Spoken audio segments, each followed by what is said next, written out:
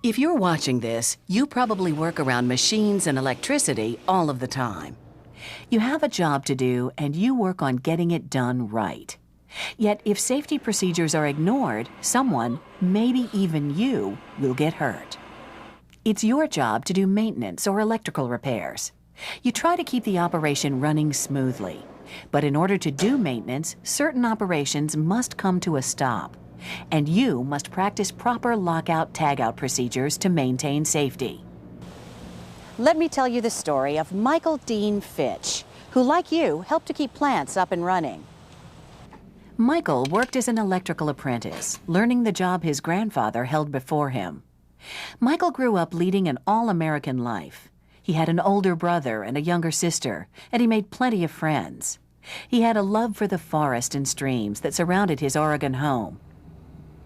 He liked to laugh and have fun, but when it came to work, he knew when to get serious. One day, Michael went to work making electrical repairs.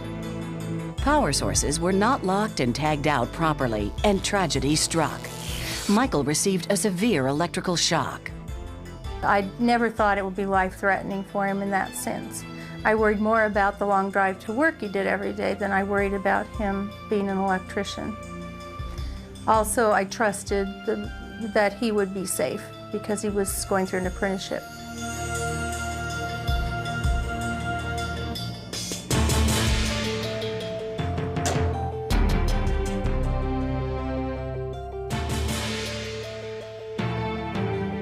It takes harnessed energy to run a plant. When energy is not controlled, workers can be injured or killed. Supervisors and workers must guard against accidents by following the OSHA lockout-tagout standard.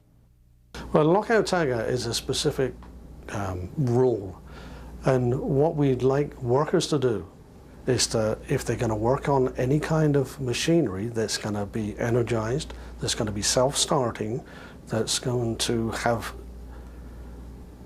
residual energy, we need them to lock that out initially.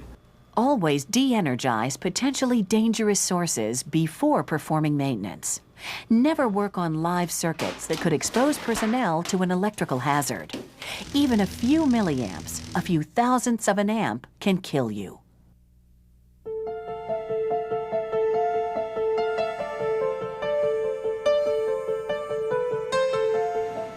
Michael's home was nestled between the Pacific Ocean and majestic Mount Hood.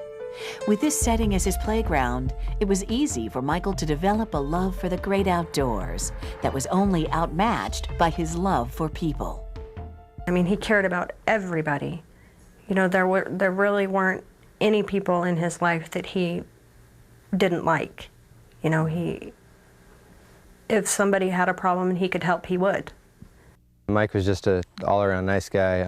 Everyone knew Mike. He was real outspoken, kind of the funny guy, you know, always trying to make you laugh. And Mike was picked, you know, by his high school peers as a, they called it a natural helper. And what it was someone that you would say, you know, that's who I would come to if I had a problem.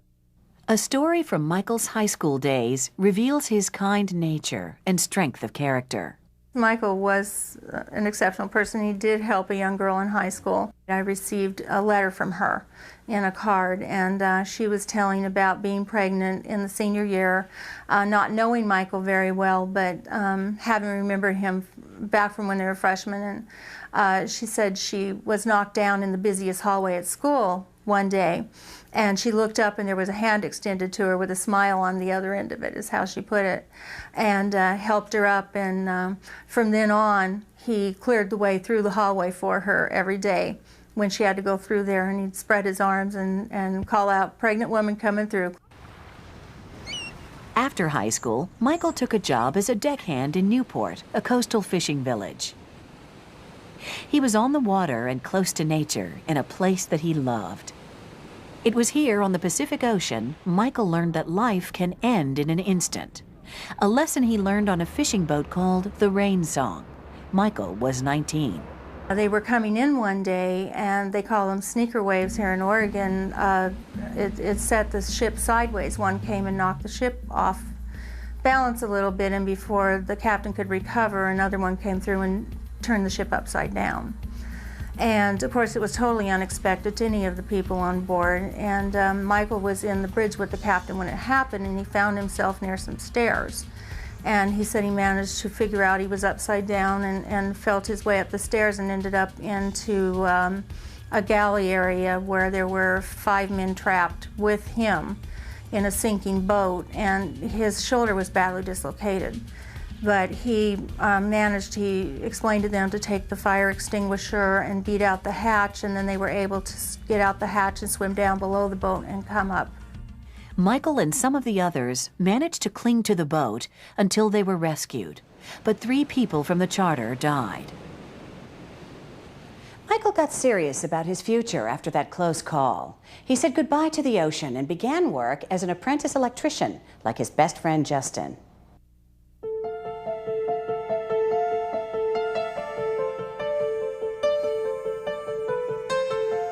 Michael and his supervisor were working as contractors at this plant in Beaverton, Oregon, near Portland.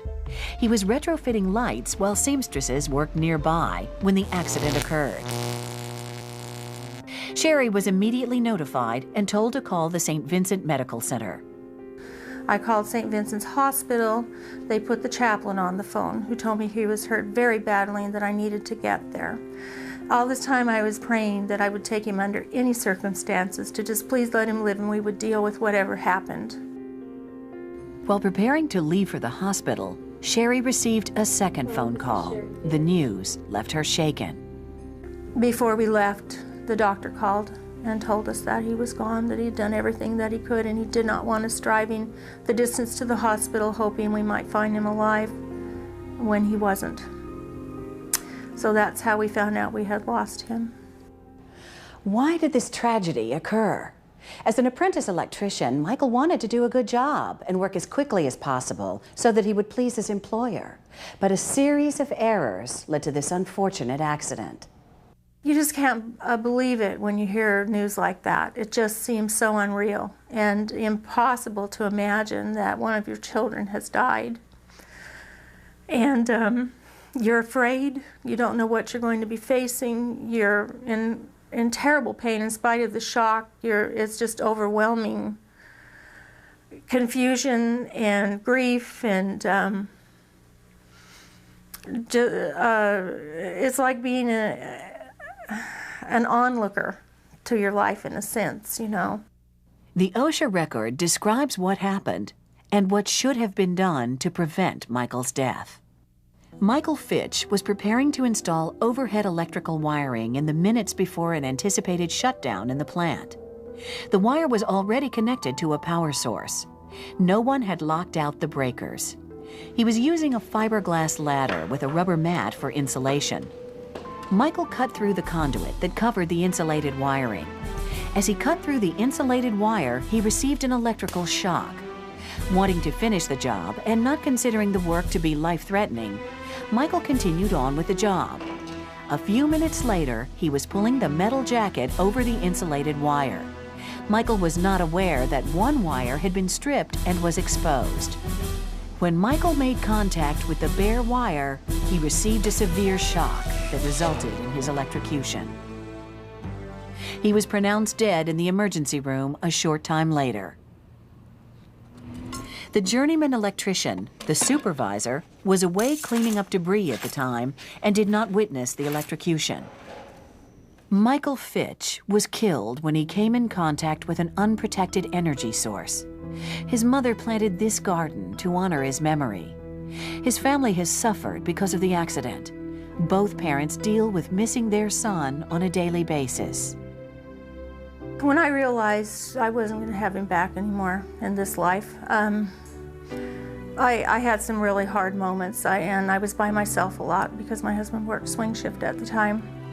And I remember times when I would just be screaming at the top of my lungs and beating on the bed and saying, I want my son back, over and over. And of course, I knew it wasn't going to do any good, but I was hurting terribly. And it was hard to function. It's hard to get up in the morning. Just getting a shower and getting yourself to work on time is almost more than you can do. I've had to deal with a lot of times when I'll be driving along and something will just trip, I'll have to pull over the side of the road and just let it go. It hurts a lot. I miss him. And like you say, it just, you know, it happens in an instant, and there's no more. There's no more. OSHA fined Michael's employer. It found the company failed to protect Michael from electrical shock by grounding, de-energizing, or insulation. What's more, the company failed to make sure before the work was done that the setup would prevent Michael from coming in contact with the electrical power circuit. I feel Michael didn't have to die. I think it's a combination of things that caused it. One, a person who he trusted, his journeyman electrician, did not thoroughly check Michael's work environment.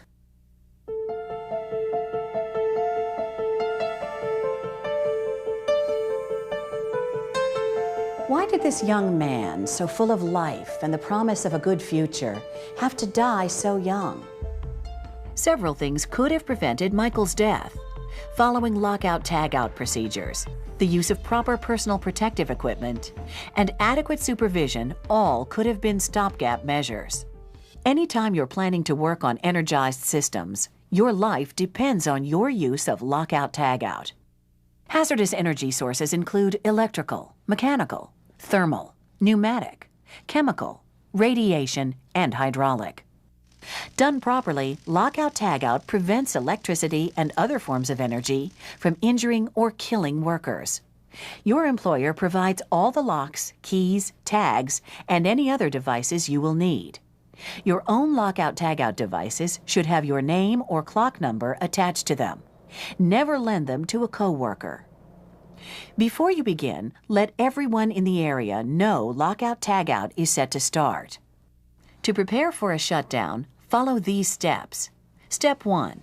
Determine the kind of energy involved and understand the hazards that surround the work. Step 2. Shut down the equipment. Follow your company's or the manufacturer's guidelines for shutting it down. Step 3. Isolate the equipment. This means isolating it from every power source. It means more than pulling fuses.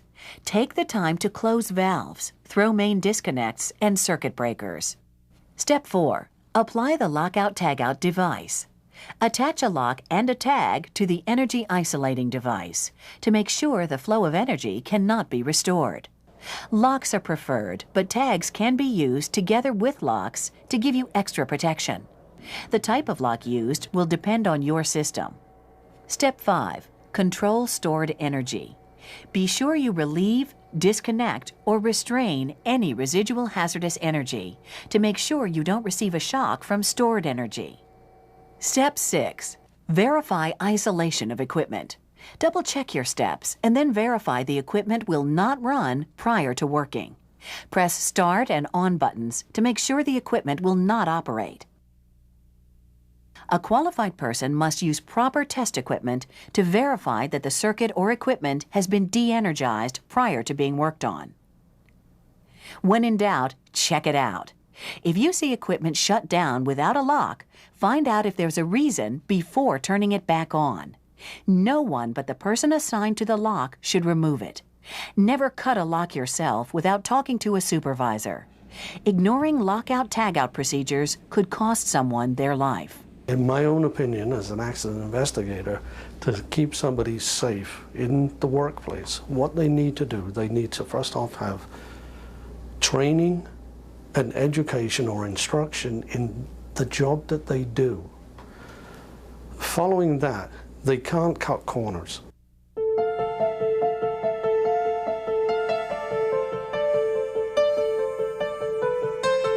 Your employer will make sure you have the proper personal protective equipment and are trained in how to use it. Proper insulation could keep you from harm. Rubber gloves with a leather covering over them are commonly used when working with electrical devices. Apprentice electricians should be supervised by journeymen who have more experience and training. Michael Fitch might still be alive today if lockout-tagout procedures were followed.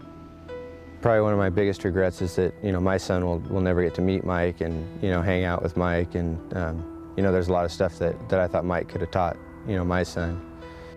Make Michael's death count for something in your life. I would advise workers to pay attention to what their safety rules and regulations are around them and make sure they're enforced at all times. Always follow safe work procedures. Use proper lockout, tagout whenever there's energy involved. Keep your workplace a safety zone, not a danger zone, and return home healthy to your family.